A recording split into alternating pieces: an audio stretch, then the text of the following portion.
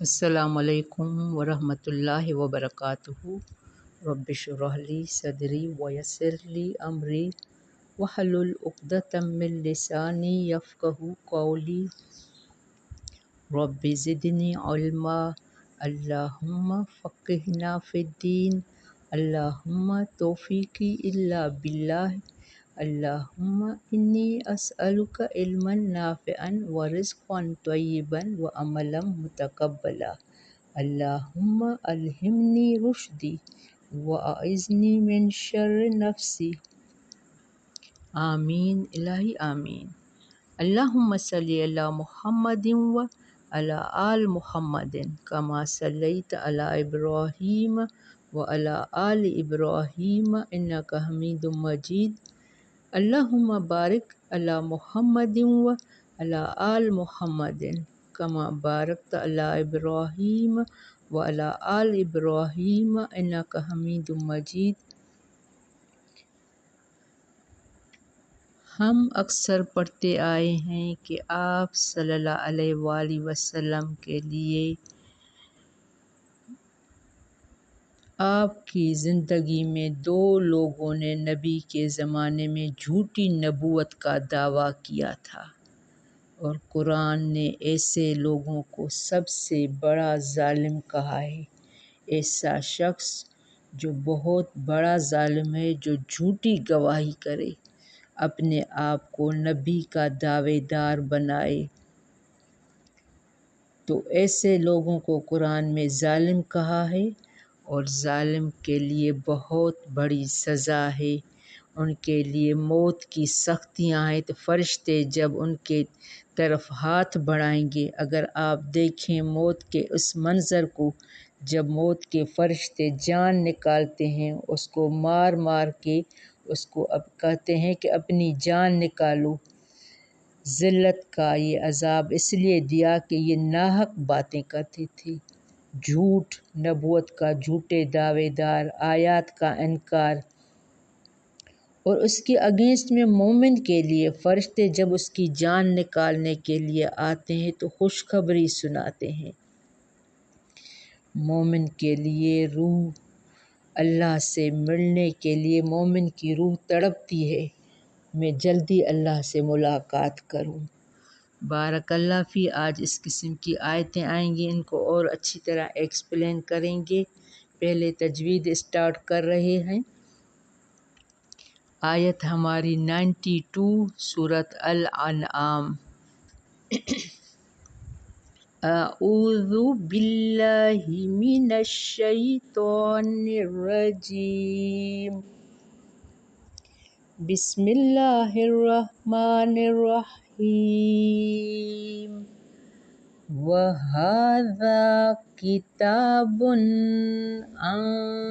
انزلناہ مبارک مصدق الذی بین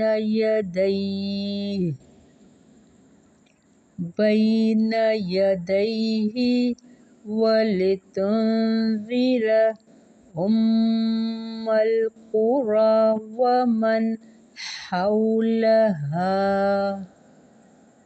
والذین یؤمنون بالآخرۃ یؤمنون بہ وہم علی صلاتہم یحافظون۔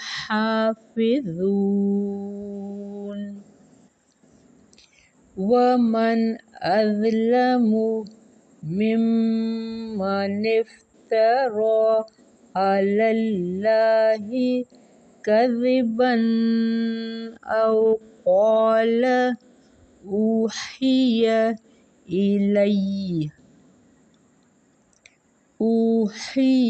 الی ولم یوحی الیہ شیء ومن قال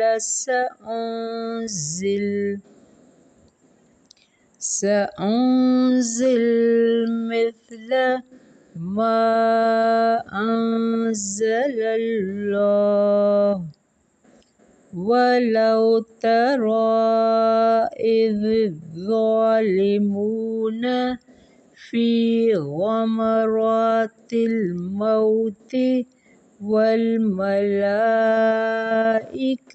بَاسِطُو أَيْدِيهِمْ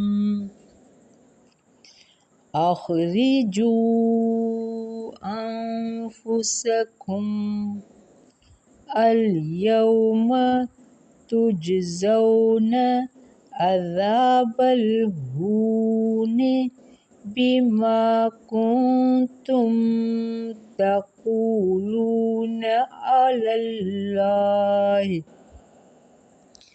على الله غير الحق وكنتم عن آياته تستكبرون وَلَقَدْ جِئْتُمُونَا فُرَادَىٰ كَمَا خَلَقْنَاكُمْ أَوَّلَ مَرَّةٍ وَتَرَكْتُم مَّا خَوَّلْنَاكُمْ وَرَاءَ ظُهُورِكُمْ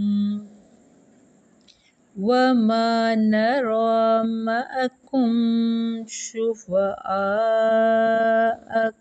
الَّذِينَ زَعَمْتُمْ أَنَّهُمْ فِيكُمْ شُرَكَاءُ لَقَد تَّقَطَّعَ بَيْنَكُمْ وَضَلَّ عَنكُم مَّا كُنتُمْ تَزْعُمُونَ۔ ہم یہاں آیت نمبر 94 پہ اسٹاپ کر رہے ہیں۔ بہت اہم آیتیں ہیں۔ ہم نے کل پڑھا تھا کہ اللہ نے کہا تھا قُلِ اللّٰهُ ثُمَّ ذَرْهُمْ فِي خَوْضِهِمْ يَلْعَبُونَ۔ آیت نمبر 91 میں اگر یہ آپ صلی اللہ علیہ وآلہ وسلم پر نہیں ایمان لاتے یا قرآن پر ایمان نہیں لاتے تو ان کو چھوڑ دو، ان کی بھلے یہ اس بحث میں ان کو چھوڑ دو، یہ کھیلتے کھاتے پھریں۔ تو اب اس کے 92 میں اللہ نے کہا ہے وَهَٰذَا کتابًا، یہ بھی تو ایسی ہی کتاب ہے جیسے تمہارے پاس تورات موسیٰ علیہ السلام کے ذریعے ہم نے بھیجی تھی۔ ہاذا کتابًا، یہ بھی تو ایسی ہی کتاب ہے جو تورات جیسی۔ انزلناہ، نازل کیا ہم نے اسے، مبارکن، برکت والی۔ برکت والی کی بہت وسیع معنی ہے۔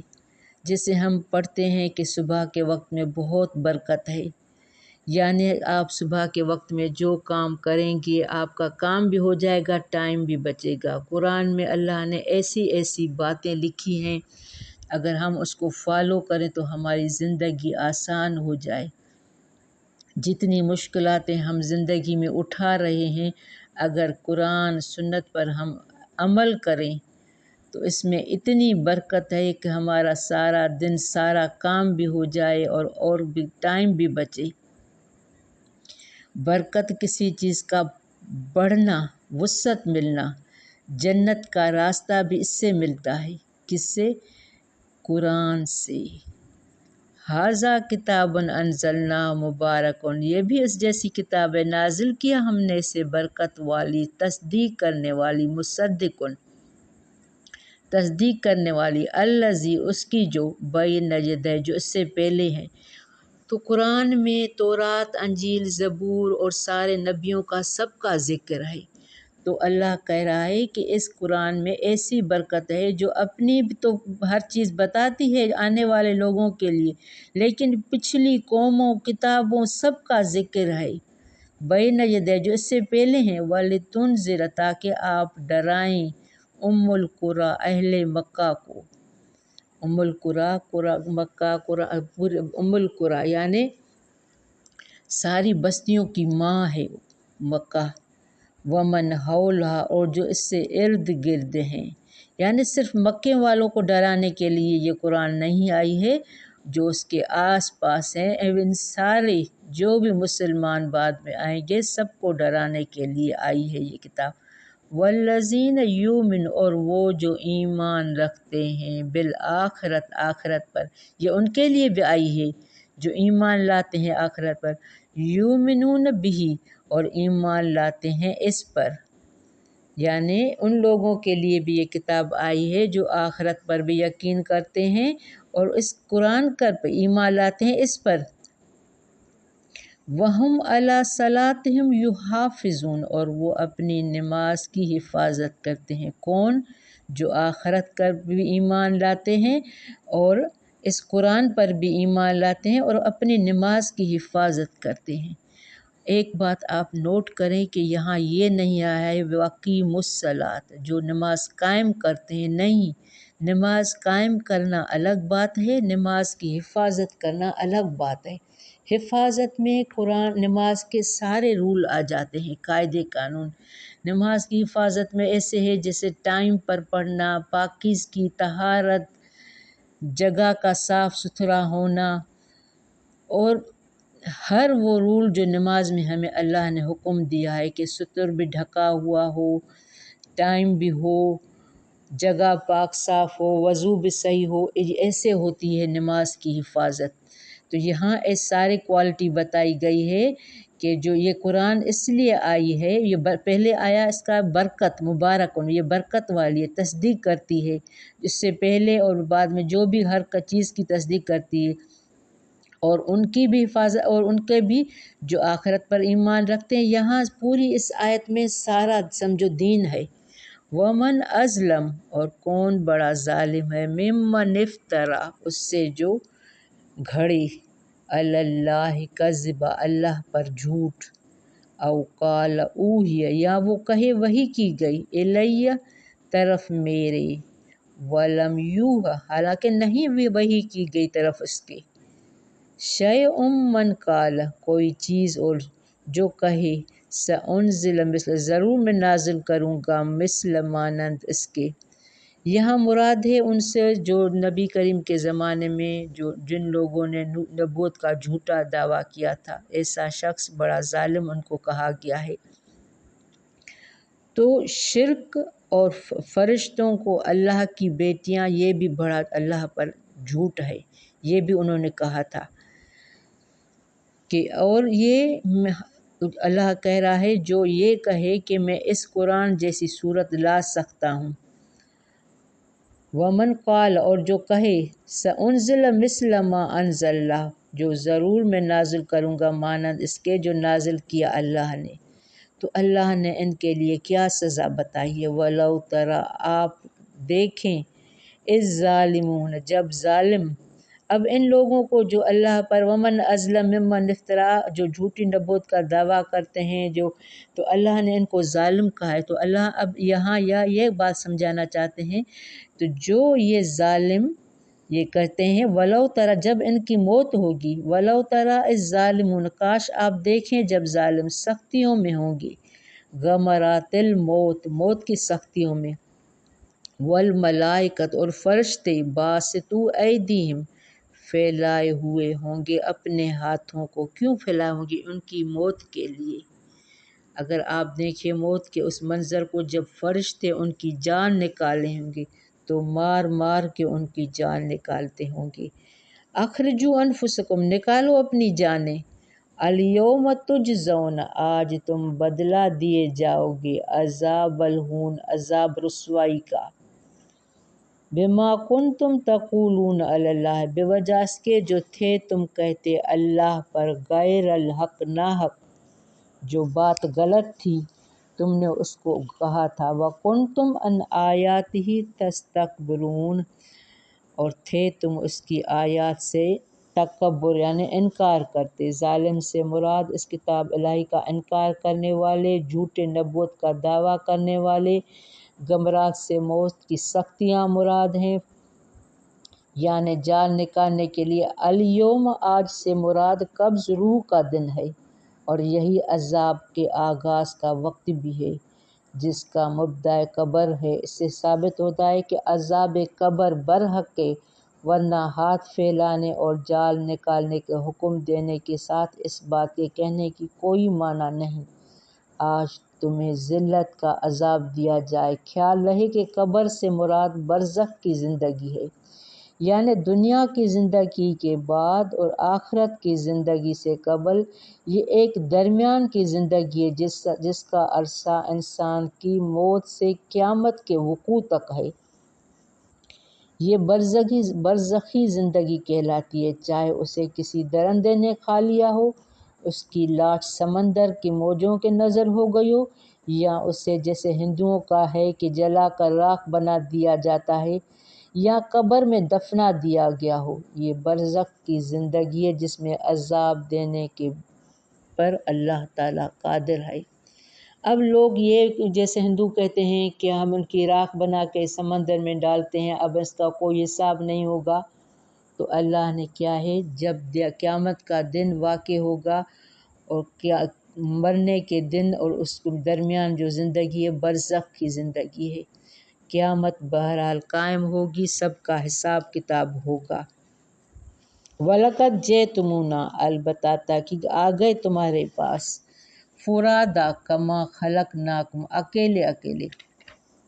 البتہ آ گئے تم ہمارے پاس، جب ہم اللہ کے پاس جائیں گے قیامت کے دن کے لیے، فُرَادَىٰ اکیلے اکیلے، جیسا کہ پیدا کیا تھا ہم نے تمہیں، خَلَقْنَاكُمْ أَوَّلَ مَرَّةٍ، جیسے پیدا کیا تھا ہم نے تمہیں پہلی بار۔ ظاہر ہے ہم لوگ اکیلے اکیلے پیدا ہوتے ہیں۔ وَتَرَكْتُم مَّا خَوَّلْنَاكُمْ، اور چھوڑ آئے تم جو دیا ہم نے تمہیں، وَرَاءَ ظُهُورِكُمْ، پیچھے اپنی پشتوں کے، وَمَا نَرَىٰ، اور نہیں ہم دیکھتے، مَعَكُمْ، ساتھ تمہارے، شُفَعَاءَكُمُ الَّذِينَ، تمہارے سفارشیوں کو، الَّذِينَ، وہ جو، زَعَمْتُمْ، گمان کیا تھا تم نے، أَنَّهُمْ فِيكُمْ، کہ بے شک وہ تم میں، شرکاء، شریک ہیں۔ لَقَدْ تَقَطَّعَ، کٹ گیا تعلق، بَيْنَكُمْ، تمہارے درمیان، وَضَلَّ عَنْكُمْ مَا كُنْتُمْ تَزْعُمُونَ، اور گم ہو گیا تم سے وہ جو تھے تم گمان کیا کرتے۔